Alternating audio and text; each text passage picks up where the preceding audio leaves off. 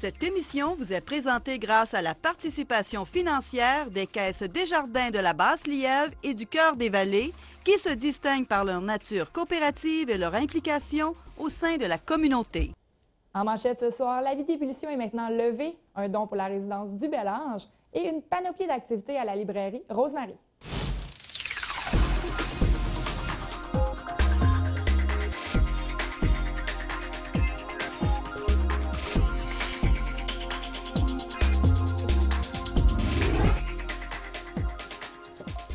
Bonsoir, mon nom est Josiane Hardy et bienvenue à cette édition du 12 décembre de votre magazine Infomag. La vie d'ébullition de l'eau potable qui touchait le secteur de Buckingham est maintenant levée. Il est donc maintenant possible de consommer l'eau sans problème, sans devoir la faire bouillir. La Ville invite les citoyens à faire couler l'eau froide pendant au moins 1 minute et de jeter tous les glaçons qui ont été fabriqués lorsque la vie était en vigueur. Après la neige et les forts vents, c'est maintenant au tour du froid de montrer de quoi il est capable. Avec l'effet combiné des températures qui jouent au yo-yo et les forts vents, la température sur Gatineau-Ottawa frôlait ce matin le moins 30 degrés Celsius. Les instances de santé vous rappellent que les mois de décembre, janvier et février sont les mois les plus froids de l'hiver, donc les risques d'engelure sont accrus. On vous recommande de garder un double de mitaine dans la voiture, sac à dos ou autre part, afin d'éviter que des engelures surviennent. Bonne nouvelle pour les résidents de la résidence du Bel-Ange. Le député de Papineau à l'Assemblée nationale, M. Alexandre Iraca, a remis un chèque de montant de 3 000 $ afin d'aménager la cour extérieure de la résidence. Ce dont permettra l'aménagement d'une haie de cèdre, ce qui amènera une certaine intimité pour les résidents lorsqu'ils seront dans la cour de l'édifice. Le comité des résidents a travaillé depuis quelques mois afin de récolter les fonds nécessaires pour l'aménagement de la cour extérieure. La population, au dire de Mme Margot Lajeunesse, membre du comité, a été très généreuse. On peut l'entendre sur la remise du chèque et la générosité de la population. Oui, quand on est déménagé ici au mois de juin, on a pensé qu'il fallait éventuellement faire quelque chose pour la cour. Il était trop tard pour aménager durant l'été. Donc, on a approché, moi et Linda Rabi, on a approché M. Iraca, et qui nous avait promis 3 000 $ pour notre haie de cèdre. Et c'est ce qui a été fait. Et on est très contents parce que l'an prochain, ils vont être déjà plus hauts, plus gros. Et on va commencer à aménager la cour avec d'autres dons. Il faut aller chercher d'autres dons éventuellement parce qu'ici, on n'a pas d'argent. Donc, on continue à solliciter les gens dans la communauté. M. Iraca était très heureux de remettre ce montant afin d'aider les résidents. Pour le député, il est très important que les personnes âgées puissent demeurer dans le secteur et ainsi transmettre leur savoir aux générations futures. L'idée d'une construction éventuelle d'une seconde résidence pour personnes âgées n'est pas écartée. On peut écouter M. Iraca à ce sujet. Je suis venu plusieurs fois ici à la résidence. Je trouve que c'est un des plus beaux projets qui s'est réalisé dans les dernières années, là, ici à Buckingham. Il faut absolument que nos personnes âgées puissent demeurer ici dans le secteur. Avant, ils étaient souvent obligés de s'en aller ou s'exiler plus dans le secteur Gatineau pour avoir une résidence d'aussi belle qualité. Maintenant, là, j'en ai visité plusieurs résidences. Je peux vous dire que cette résidence-là, la résidence Bel-Ange, là, est un modèle et un exemple pour les résidences de personnes âgées. Les gens sont très bien nourris, c'est confortable, c'est des grandes chambres. Il faut en développer davantage et moi, je vise éventuellement une deuxième résidence de ce type dans le secteur. Je sais qu'il y a une liste d'attente pour ici. Et c'est comme venir un peu boucler la boucle parce qu'ils m'ont demandé une aide financière pour installer une haie de cèdre. Et comme j'ai dit tantôt à la blague, ils vont pouvoir se faire griller en bikini, là, mais moi, c'est important que les personnes âgées soient confortables, puissent demeurer ici. Les personnes âgées sont une plus-value pour une communauté. Je souhaite qu'ils demeurent ici, qu'ils se promènent dans les rues, qu'ils parlent à nos jeunes, qu'ils puissent inculquer des valeurs à nos jeunes en leur parlant, en dialoguant avec eux. Et je veux qu'ils restent ici dans la communauté. Il y a une courbe démographique là, qui ne ment pas. Il va y avoir de plus en plus de personnes âgées. Le pourcentage de personnes de 60 ans et plus augmente année après année. Il va y avoir plus de gens de 60 ans et plus que de gens en bas de 40 ans. Donc, c'est important de s'en occuper. Le conseiller municipal du secteur de Masson-Angers, M. Marc Carrière, a remis sa démission en tant que commissaire scolaire. Il occupait ce poste depuis 2007 à la commission scolaire au Cœur des Vallées. On peut entendre ce qui a motivé sa décision de remettre sa démission. Et ça, depuis que je suis élu conseiller municipal pour le secteur Masson-Angers, le 3 novembre dernier, déjà là, j'avais je pensais déjà à donner ma démission. Bien sûr qu'à la suite de mes nominations à plusieurs postes politiques stratégiques, entre autres président de la sécurité publique, comité ad hoc sur le déneigement et l'entretien des corridors de sécurité, entre autres, comité de brigadiers adultes. Donc, je voyais là un risque d'apparence de conflit d'intérêts ou de conflit de rôle plutôt dans certains dossiers entre la Ville et la commission scolaire au Cœur-des-Vallées. Donc, hier, j'ai décidé de donner ma démission à titre de commissaire scolaire à la commission scolaire au Cœur-des-Vallées. Son collègue à la table du Conseil et ancien président de la Commission scolaire des portages de l'Outaouais, M. Jocelyn Blondin, a quant à lui choisi de conserver son siège de commissaire. M. Carrière ne veut pas faire le procès sur la place publique de M. Blondin, mais est d'avis que plusieurs dossiers ne peuvent être jumelés avec les deux fonctions, soit de conseiller et de commissaire. Pour M. Carrière, les nouveaux rôles qu'il aura à jouer à la Ville de Gatineau ont été un facteur déterminant pour la prise de décision. Pour celui qui est, entre autres, à la présidence de la Commission de la sécurité publique, la décision a toutefois été très difficile à prendre. On peut écouter à nouveau M. Carrière sur cette difficile décision. C'est sûr, j'avais tissé des liens avec certains de mes collègues commissaires, mais aussi au niveau administratif. C'est sûr que c'est jamais facile. Depuis 2007, j'ai été élu commissaire scolaire. Tout au long de mon mandat, j'ai jamais manqué une seule rencontre du Conseil des commissaires. Donc, j'avais une certaine proximité avec plusieurs personnes.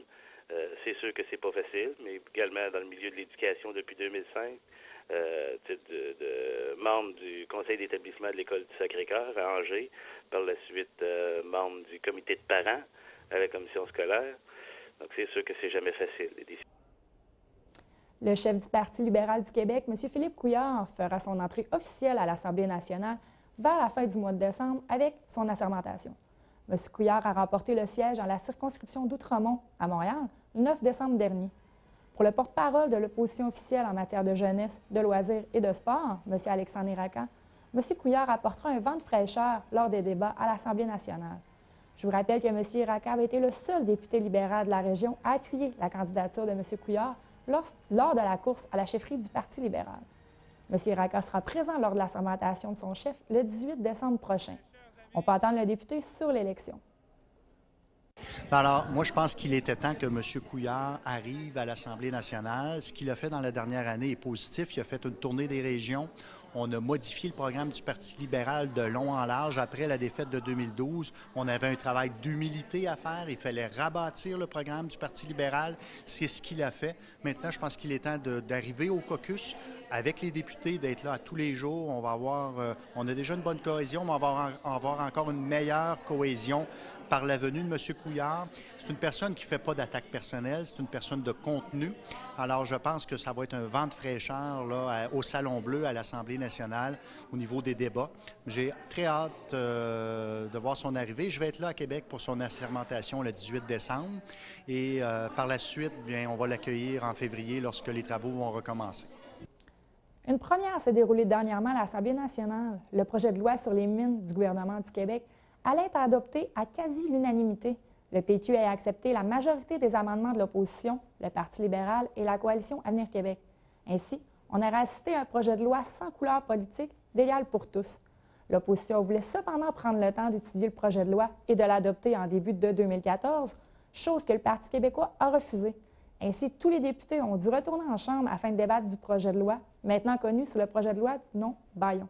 On peut entendre M. Iraka à ce sujet. C'est un petit peu exceptionnel, ça ne s'est jamais vu à l'Assemblée nationale.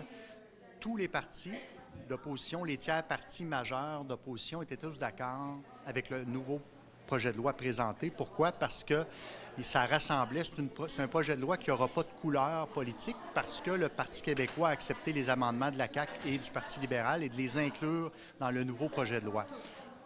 Presque tous. Et donc, on a dit au Parti québécois qu'on ne s'objecterait pas à la loi, mais qu'on voulait prendre le temps de l'étudier. C'est une première à l'Assemblée nationale et c'est pour ça qu'on l'a dénoncé de procéder par une loi Bayon, parce qu'on leur a dit que de toute façon, on ne s'objecterait pas, on voulait prendre le temps d'étudier les articles comme il faut. C'est important, la loi sur les mines. Donc, on voulait l'adopter. On l'aurait adopté en février au lieu de décembre. Donc, ça n'aurait rien changé dans les faits. Ils ont voulu procéder par Bayon. Alors, c'est là-dessus qu'on s'est objecté. Mais en bout de piste, lorsqu'il est venu le temps de voter pour la loi.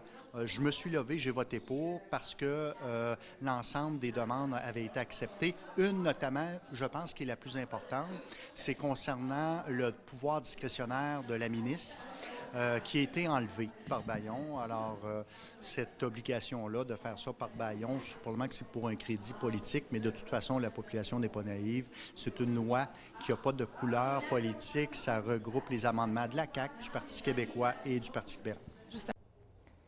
Le métier de facteur est en voie de disparaître. Post Canada a annoncé la fin de la livraison de porte en porte dès 2019.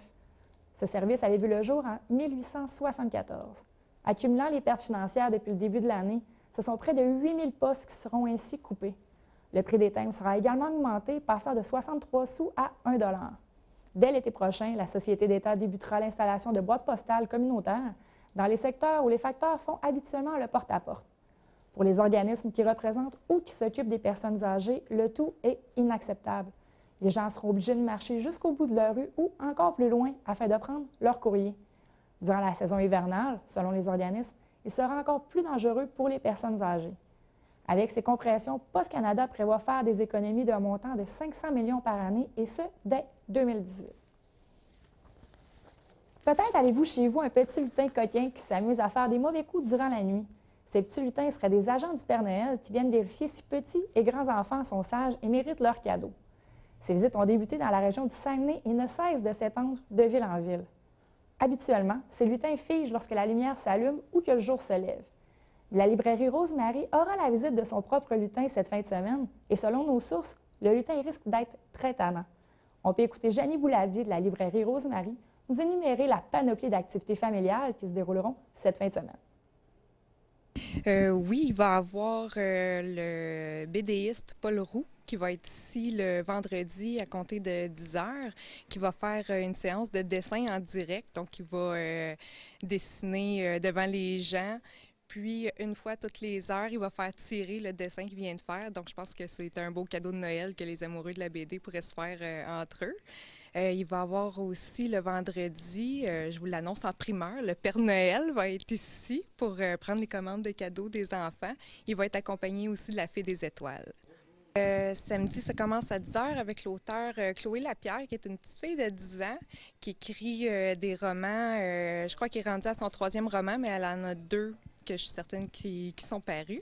Elle va être ici pour rencontrer les enfants, signer ses livres.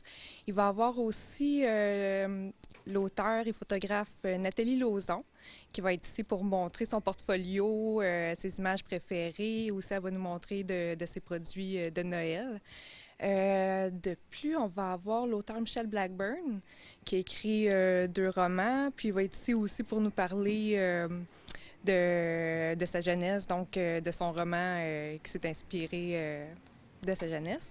Puis, on va avoir aussi le lutin du Père Noël, Saint-Tille, qui va être là pour amuser les enfants, mais attention, c'est une petite tannante.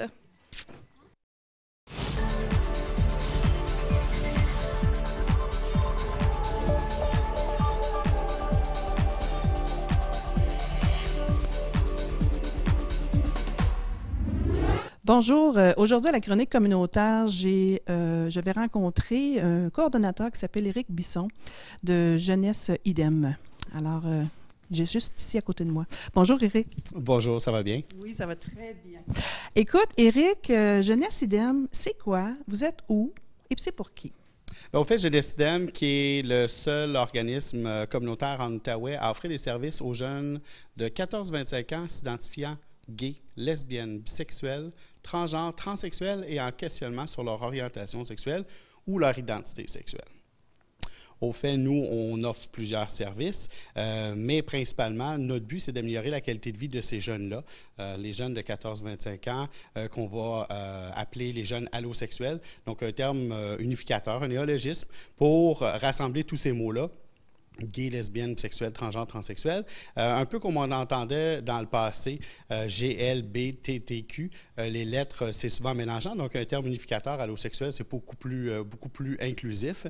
Donc, notre but, nous, c'est pas juste de travailler avec les jeunes, mais c'est aussi d'offrir de l'éducation populaire, donc de la sensibilisation, de l'éducation au niveau de l'homophobie, la transphobie et de l'hétérosexisme.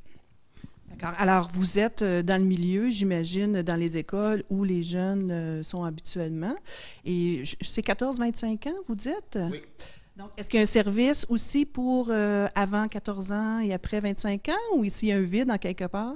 Malheureusement, oui, il y a un petit vide parce que Jeunesse IDEM, à un moment donné, il faut avoir une limite, il faut avoir un encadrement. Par contre, c'est sûr que s'il y a des jeunes en bas de 14 ans et qu'il y a un accord parental, ça va nous faire plaisir de pouvoir les accompagner. Évidemment que si on a 25-26 ans, on ne refuse pas les services. Il y a des gens, même au-delà de l'âge, qui vont venir en rencontre individuelle seulement. Et on va les accompagner vers d'autres ressources ou on va les accompagner à quelques reprises de façon périodique pour ne pas les laisser dans le vide, pour leur donner des références, pour les accompagner là-dedans. Sinon, c'est principalement au niveau des jeunes, autant au niveau de l'intervention individuelle, donc qui viennent dans nos locaux dans le centre-ville de Hull, ou que nous, on va se déplacer dans leur milieu, que ce soit les centres jeunesse, les écoles secondaires, les maisons de jeunes. Nous, on va se déplacer pour aller les rencontrer, répondre à des questions, tout simplement les écouter. Ou ils peuvent le faire aussi par Internet. Avec notre technologie aujourd'hui, c'est beaucoup plus rapide, très anonyme et confidentiel, mais moins confrontant aussi, de dire « Oh, j'ai 14 ans, je me pose des questions, je pense que je suis peut-être d'orientation sexuelle homosexuelle, à qui j'en parle, comment j'en parle? » Donc, de le faire derrière un ordinateur, c'est plus rapide. Et évidemment, on a notre numéro de téléphone, le 819-776-1445. Et on a aussi la ligne sans frais, donc le 1-877-776-1445, où les jeunes peuvent nous appeler. Il y a d'autres services qu'on peut offrir aussi parce que les jeunes viennent dans nos milieux, mais nous, on va dans leur milieu. Donc, on va d'un bord et de l'autre. Il y a des groupes de discussion qui se font chez nous.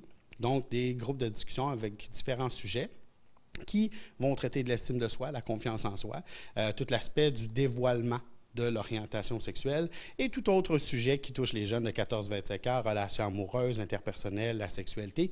Et ce qui est important de dire, par contre, c'est que c'est les jeunes qui choisissent leur sujet. Donc, ils nous donnent leur thématique. Nous, on fait une espèce de mélange avec tout ça et on construit chaque saison avec la programmation des sujets qu'ils nous ont donnés. Parfait.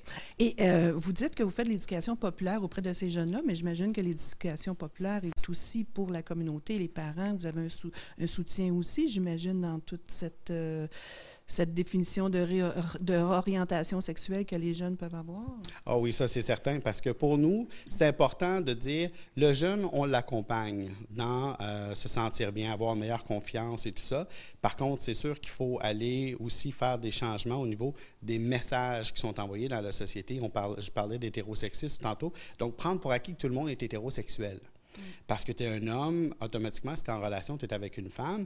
Donc, de briser un peu ces espèces de stéréotypes-là et de peut-être sensibiliser les gens à l'utilisation de nos paroles, nos mots.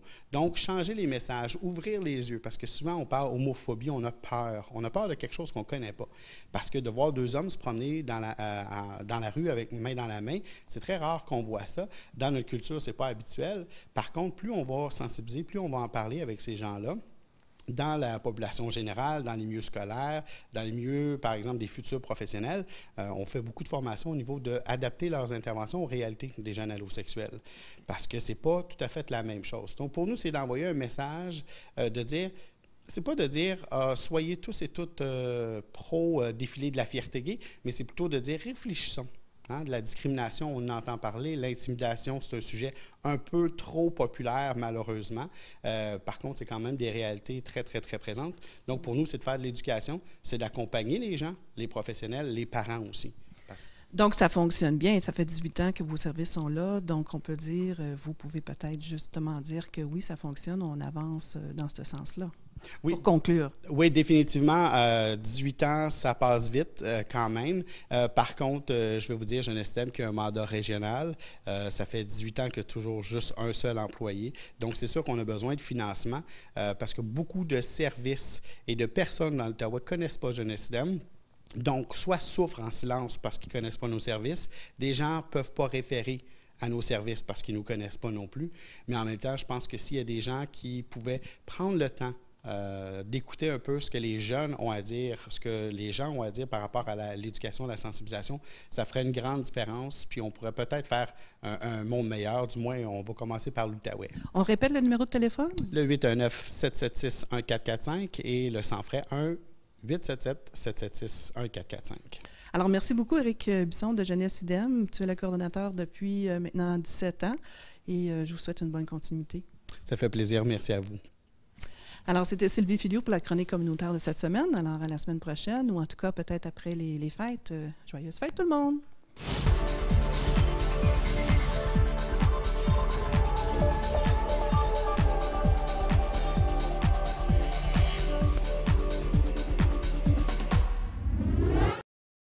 Maintenant, l'heure des sports avec François. Bonsoir. Bonsoir.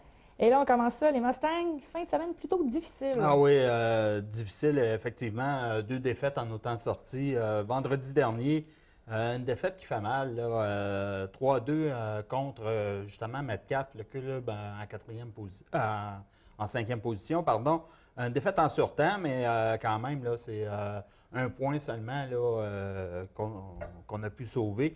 Et dimanche, ben, ça n'a pas été tellement mieux. Une défaite de 3-1 contre les représentants de Stittsville dans la division Valley. Ben là, on s'aperçoit qu'il y a un petit peu un manque d'offensive, donc il va falloir y remédier. Les Mustangs demeurent 4e, mais moi, ce qui me fatigue un petit peu, là, puis il va falloir commencer à regarder ça, c'est qu'ils ont le même nombre de victoires que Metcalfe. Ils ont des parties en main, cependant 3 parties en main. Mais on sait qu'à la fin de la saison, qu'est-ce qu'ils départagent?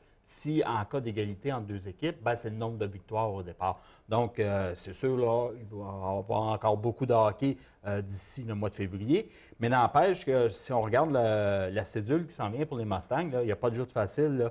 Demain soir, vendredi, à compter de 20h, c'est Ottawa-Ouest qui s'amène ici au centre sportif. Ils sont en première position. Dimanche, les Mustangs se rendent à Clarence afin de rencontrer les Castors qui, eux, sont 2e. Et vendredi, le 20, celle-là n'était pas à la cédule originale. C'est la partie reprise du 29 novembre. On sait qu'il y a eu un bris là, au niveau de la baie vitrée à l'Arena. Donc, ça va jouer vendredi, le 20, contre Ottawa-South. Alors, soyez-y. Puis, écoutez, sur les 3 matchs, ben, je pense que ça prend 2 victoires, absolument. On est dans un stade où tous les points comptent pour le classement. Absolument. On passe aux Olympiques, une bonne performance sur 2. Oui.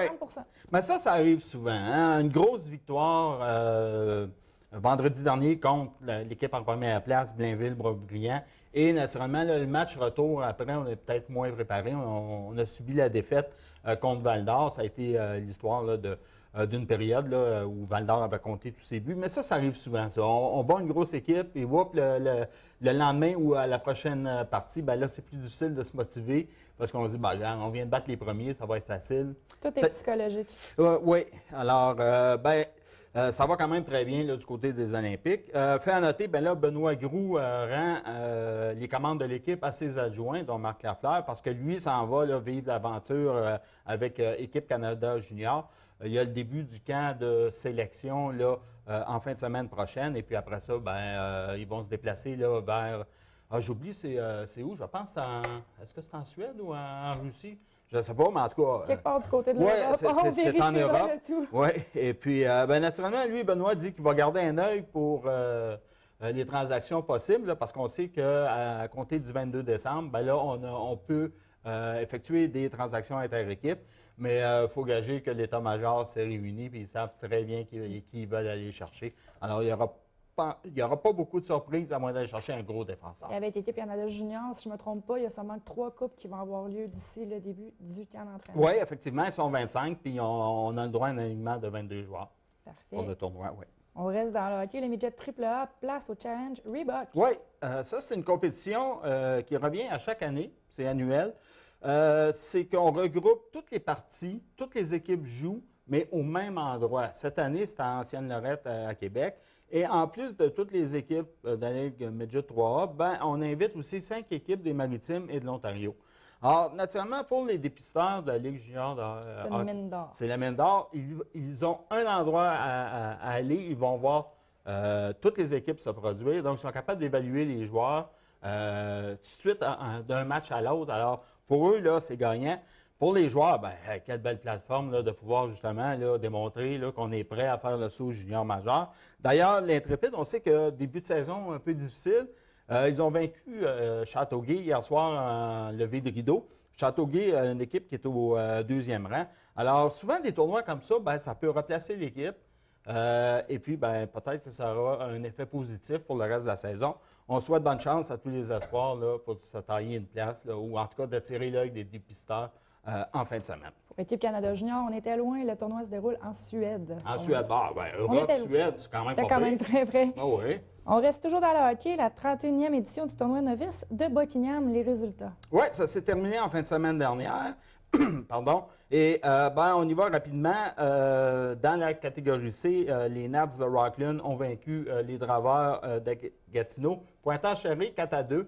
Ça a été la seule des 3 finales qui a été serrée. Les autres, là, ça a été un peu plus difficile. Dans la classe B, c'est encore Rockland qui a récidivé, contre les Barons de Gatineau. Et dans le A, ce sont les Prédateurs de Valleyfield qui l'ont emporté contre les Harfans de Gatineau. Quand même des belles performances, là, même si on n'a pas gagné là, du côté des équipes de l'Outaouais. On avait quand même des représentants dans les 3 finales. Donc, félicitations à tout ce bon monde-là. Félicitations aussi aux bénévoles. Très beau tournoi. Et on espère la 32e édition pour l'an prochain. Et je suis certaine que les jeunes se sont amusés aussi. C'est ce qui compte le plus à cet âge-là. À cet âge-là, oui, de toute façon, c'est ça qui compte. Parce que même s'ils sont déçus de perdre la finale, je peux vous dire que 10 minutes après, dans la chambre, lorsqu'ils ont le liqueur, là, ça commence à jaser, puis viens-tu chez moi, puis etc., etc. C'est oublié. Peut-être un peu plus difficile du côté des parents. C'est à voir. Ouais. Et là, on a peut-être un futur Alexandre Despatie ici, un test réussi pour Félix Lafortune au plongeon. Effectivement, Félix Lafortune, on sait qu'il avait brillé là, aux Jeux du Québec, ici à Gatineau. Et là, c'était sa première compétition internationale. Il a participé en fin de semaine dernière à l'édition du Camo Invitation à Montréal. C'est 130 plongeurs qui provenaient de 11 pays différents. Et lui, il a eu une très belle réflexion. Il dit ça fait tellement de changement. Je suis habitué, moi, de plonger, puis à côté de moi, c'est un petit gars de Brossard ou un petit gars de Québec. Puis là, j'ai un Russe à côté de moi, j'ai un Chinois. Donc, pour lui, c'était quand même là, sa première expérience. Il a bien aimé et aussi, il a bien performé. Il a terminé 12e à la tour et 6e au tremplin à 3 mètres. Donc, écoutez, là, pour une première participation, c'est excellent. On va entendre parler encore de Félix là, dans les prochaines années. Il faut rappeler qu'il avait terminé 10e aux championnats nationaux juniors. C'est ce qui lui a permis d'aller à cette compétition internationale-là. Je suis certaine qu'on va en reparler très bientôt. Oui. On passe au soccer, un nouvel entraîneur-chef pour Gatineau. Oui, c'est M. Locatelli, Bruno Locatelli, qui occupe maintenant depuis 11 ans le poste d'entraîneur-cadre à Soccer Outaouais. C'est lui là, qui va prendre la direction là, du FC Gatineau au niveau de l'équipe senior qui joue dans la Ligue première du Québec. On sait que ce sera la 2e année. M. Locatelli détient une licence B nationale comme entraîneur. Il a joué pour les clubs français de Sochaux, Lens, Saint-Cyr-sur-Mer et Montluçon. Il est en terre reconnue. Oui, moi, je ne connaissais pas ces endroits-là, mais les gens de soccer doivent comprendre ça. Il sera épaulé aussi par M. Anthony Vidal, qui occupera les fonctions d'entraîneur adjoint. Alors, comme je l'ai mentionné, le FC Gatineau va entreprendre en avril prochain sa 2e saison dans la Ligue première. On leur souhaite bonne chance et un bon succès à M. Locatelli et toute son équipe. Et les inscriptions pour le soccer, là, ça s'en vient. Ça va être en février, je pense. On va passer à travers l'hiver avant. Parfait. On va passer au club de boxe. Le club de boxe de la Petite Nation fait belle figure aux gants d'argent. Oui, effectivement, il y a 4 pugilistes là, qui ont ramassé des médailles là, à Trois-Rivières en fin de semaine dernière. Il y a Billy the Kid Pearson qui a été sacré champion dans sa catégorie. Zachary Laroche-Carrière est lui aussi revenu avec la médaille d'or au cou. Et Nathan Ménard, lui a perdu en finale, mais quand même, ça lui donnait une médaille d'argent. Donc, félicitations à ces joueurs-là. Il y a aussi Jérémy Richer qui s'est mérité là, la médaille de bronze après avoir perdu son dernier combat. Donc, belle performance pour cette équipe-là. Très rapidement, gala de boxe en fin de semaine. Ah oui, je le rappelle, samedi 19h30, c'est organisé par le club de boxe du BG de Buckingham, c'est au Chevalier de Colomb. Hommage à Gaëtan Hart. Il y a 10 combats à la carte. Information 208-8901. Le coût du billet, 25 $. Faites ça vite parce qu'il ne doit pas rester grand en place. Il y a 400 personnes seulement qui peuvent assister. Et les portes ouvertes à 19h30. Exactement. C'est tout le temps qu'on avait. Moi, je vous dis à jeudi prochain parce que justement là, 17, il n'y aura pas d'infomag ni de parole à l'élu parce que c'est le dépôt du budget municipal. Donc, il va être diffusé en direct sur nos ondes. Nous, on se revoit le 19 décembre pour la dernière émission d'Infomag pour l'année 2013. Merci beaucoup et à jeudi.